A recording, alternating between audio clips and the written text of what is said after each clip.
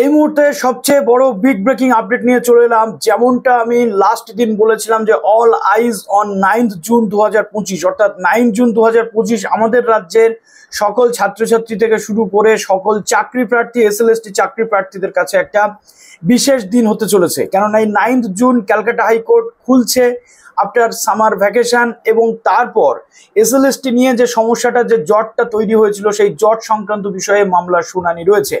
তো যেমনটা এর আগেও অ্যাডভোকেটরা আমাদের চ্যানেলে এসে বলেছিলেন যে আজকে মামলাটা স্পেশাল মেনশন থাকবে এবং রেগুলার বেঞ্চে শুনানির সম্ভাবনা থাকতে পারে, তো সেই মামলার শুনানি হয়েছে।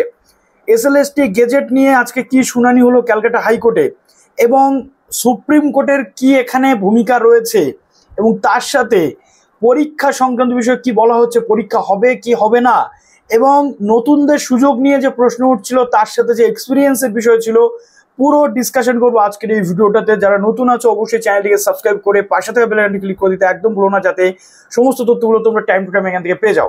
তো আজকে হাইকোর্টে প্রথমে কি হয়েছে সেটা একটু তোমাদের সামারাইজ করে দিই, এবং অলরেডি তোমরা জেনে গেছো, তবুও যেহেতু আমি তোমাদের জন্য ভিডিওটা বানাচ্ছি, আমি এর সাথে কানেক্টেড রয়েছি সিস্টেমটার সাথে, এবং এর আগে আমরা ডিসকাশনও করেছি, প্যানেল ডিসকাশন করেছি এটা নিয়ে, তো তোমাদের জানা দরকার কি স্ট্যাটাস রয়েছে। তো প্রথমত দেখো, আজকে স্কুল সার্ভিস কমিশনের যে মামলা ছিল সেটাকে চ্যালেঞ্জ করে দ্রুত শুনানি যাতে করা হয় তার জন্য ক্যালকাটা হাইকোর্টে আবেদন ছিল, কিন্তু ক্যালকাটা হাইকোর্ট সেই দ্রুত শুনানিতে কিন্তু রাজি হলো না। স্কুল সার্ভিস কমিশনের যে বিজ্ঞপ্তি ছিল 2016 সালের, যে বিজ্ঞপ্তির অনুযায়ী কিছু হয়নি, তার সাথে টিচিং এক্সপিরিয়েন্স যুক্ত করা হয়েছে। এক্ষেত্রে যেটা অনুমান করা গেছে বা যেটা ফ্যাক্ট, যে যারা অলরেডি ইন সার্ভিস টিচার তাদেরকে সুযোগ বেশি করে দেওয়া হয়েছে, এবং যারা ফ্রেশার ক্যান্ডিডেট তাদেরকে সুযোগ থেকে বঞ্চিত করা হয়েছে। এখানে একটা ইকুয়ালিটি বা সমতা বজায়ের সমস্যা ছিল। কেউ 90 নম্বরের টোটাল সিস্টেমে লড়বে, কেউ 100 নম্বরের টোটাল সিস্টেমে লড়বে, এক্সট্রা 10 সঙ্গে তারা বয়ে নিয়ে যাবে যেহেতু তাদের এক্সপিরিয়েন্স আছে। এইখানে আপত্তি ছিল। এছাড়াও একাধিক যে কলাম ছিল এই মামলাতে, একাধিক সমস্যা সেখানে ছিল, যে ইন্টারভিউতে ভিডিওগ্রাফি, এছাড়াও এজ রিল্যাক্সেশন, একাধিক ম্যাটার ছিল। তো এই মামলাটি যেটা 2016 সালের সিস্টেমের পরিপন্থী, সেই জন্য মামলাটি বিশেষ করে দায়ের করা হয়। কিন্তু এখানে বলা হয়েছে যে উচ্চতর আদালতের পক্ষ থেকে স্পষ্ট বলা হয়েছে এখনই এই নিয়োগ প্রক্রিয়াতে কোনো হস্তক্ষেপ করা হবে না।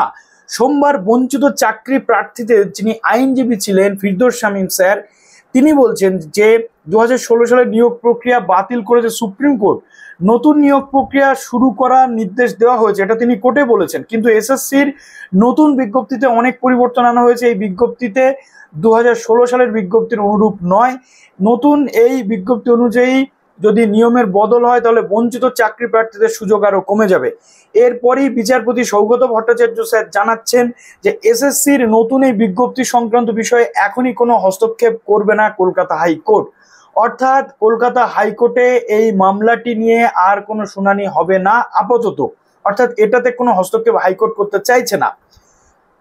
এবং বলা হয়েছে যে আপাতত নিয়োগ প্রক্রিয়া স্বাভাবিকভাবে চলতে হবে। দ্যাট মিনস 16 জুন থেকে ফর্ম ফিল আপ যেমন কথা ছিল তেমনি ফর্ম ফিল আপ হবে, নিয়োগ প্রক্রিয়া যেমন চলার তেমনি চলবে, এবং এর মধ্যে যদি কোনো অসুবিধা হয় তখন আদালত সেই বিষয়টি দেখবে।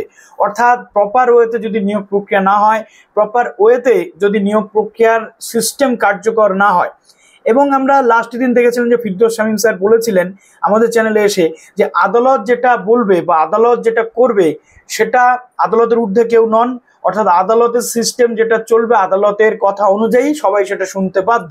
এবং তিনি বলেছিলেন যে মামলা দায়ের করা হয়েছে, দেখা যাক কি হয়। এবার প্রশ্ন উঠছে যে যদি কোনো সমস্যা হয় তাহলে বিচারপতির পক্ষ থেকে বলে দেওয়া হয়েছে যে আগামী জুলাই মাসে তিনি এই মামলাটি শুনতে পারেন। আপাতত কোনো শোনা হবে না, ইন্টারাপশন কিন্তু করা হবে না এই নিয়োগ প্রক্রিয়াতে। অতএব আমি তোমাদের বারবার যেটা বলে এসেছি যে যদি হয় ম্যাক্স টু ম্যাক্স কি হবে, এই টিচিং এক্সপিরিয়েন্সটা সরে যাবে, ইন্টারভিউয়ের নাম্বার কমে যাবে, রিটেনের নাম্বার মেবি বাড়তে পারে, বাট আর যদি হয় যেটা, তাহলে দুটো জিনিস সেপারেট হতে পারে। অর্থাৎ নতুনদের সিস্টেমেটিক্যালি আলাদা করতে হবে, পুরোনোদের সিস্টেমেটিক্যালি আলাদা করতে হবে। কিন্তু সেটাও যদি না হয়, সব যদি একই সাথে হয়, পরীক্ষা কিন্তু 26-এর মধ্যে হবেই। নতুন পুরনো আলাদা হলেও 26-এর মধ্যে পরীক্ষা হবে। আর যদি পুরনোদের সাথে নতুনদের অ্যাডজয়নিং যেভাবে চলছে সেটাও যদি হয় তাহলেও কিন্তু পরীক্ষা হতেই হবে। কাজেই তোমাদের প্রস্তুতি কিন্তু নিয়ে রাখতে হবে। বিষয়টা রয়েছে, যারা মামলাকারী ছিলেন 16 সালের মামলাকারী তারা চাইছিলেন নতুন করে যাতে বিজ্ঞপ্তি প্রকাশ হয়, কিন্তু আমি যেটা সবসময় বলেছি, নতুন বিজ্ঞপ্তি প্রকাশ না হলেও মডিফিকেশন কিন্তু আসতে পারে।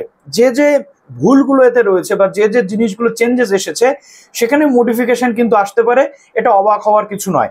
এবার প্রশ্ন উঠছে, তাহলে সুপ্রিম কোর্টে কি এখানে কোনো চেঞ্জেস আসতে পারে বা হাইকোর্ট হস্তক্ষেপ করলো না? তোমরা যদি দেখো, একটা ভিডিওতে আমি কিন্তু এটা মেনশন করেছিলাম, যেহেতু সুপ্রিম কোর্টে রিভিউ পিটিশন চলছে, যেহেতু সুপ্রিম কোর্টের রায়ের ভিত্তিতে গেজেট প্রকাশ হয়েছে এবং গেজেটের খসড়া সুপ্রিম কোর্টে পাঠানো হয়েছে, হাইকোর্ট কিন্তু এখানে হস্তক্ষেপ নাও করতে পারে। কেননা কোনো মামলা বা কোনো সিস্টেম যখন সুপ্রিম কোর্টের দ্বারস্থ থাকে, হাইকোর্ট সেখানে ওভারল্যাপ করে কোনো হস্তক্ষেপ কিন্তু করে না। এটা আমরা সবসময় দেখেছি, আগেও দেখেছি, এখনো দেখলাম। অতএব এখন সুপ্রিম কোর্টে দেখা যে সুপ্রিম কোর্ট এই গেজেট নিয়ে, এই গেজেটের খসড়া নিয়ে কোনো আপত্তি তুলছে কিনা। আর রিভিউ পিটিশন যেমন রয়েছে সেই রিভিউ পিটিশনের দিকে আমরা অবশ্যই নজর রাখবো। আর আপাতত যেটা তোমাদের করতে হবে, পড়াশোনা কিন্তু কন্টিনিউ চালাতে হবে, পড়াশোনাতে কোনো ফাঁকিবাজি করলে কিন্তু চলবে না। সুপ্রিম কোর্টে গিয়ে যদি এই মডিফিকেশন প্রয়োজন হয় তাহলে সেটা সুপ্রিম কোর্ট মেনশন করবে। যদি সুপ্রিম কোর্ট বলে যে না, নিয়োগ প্রক্রিয়া যেমন চলছে তেমনি চলুক, তাহলে তেমনি কিন্তু চলবে। অতএব এই ছিল আজকে মোটামুটি জিস্ট, যে কি হয়েছে আর আগামী দিনে কি হতে পারে। তবে আমার যেটা ব্যক্তিগতভাবে মনে হয়, এটা আমার একান্ত ব্যক্তিগত মত, এটা নাও হতে পারে আবার হতেও পারে, যে টিচিং এক্সপিরিয়েন্সের 10 নাম্বারটা কিন্তু উঠে যাবে আর রিটেন এক্সামের নাম্বার কিন্তু বাড়তে পারে। এবার যদি সুপ্রিম কোর্ট মনে করে না, পুরনোদেরকে এখানে বঞ্চিত করা হচ্ছে বা পুরনো সিস্টেমে চালাতে হবে, তাহলে সুপ্রিম কোর্ট গেজেটটাকে কিন্তু বাতিল করে দিতে পারে। তবে বেশিরভাগ যেটা পসিবিলিটি সেটা হচ্ছে মডিফিকেশন আসার। তো দেখা যাক আগামীতে কি হতে চলেছে। ভালো থেকো সবাই, বেস্ট অফ লাক।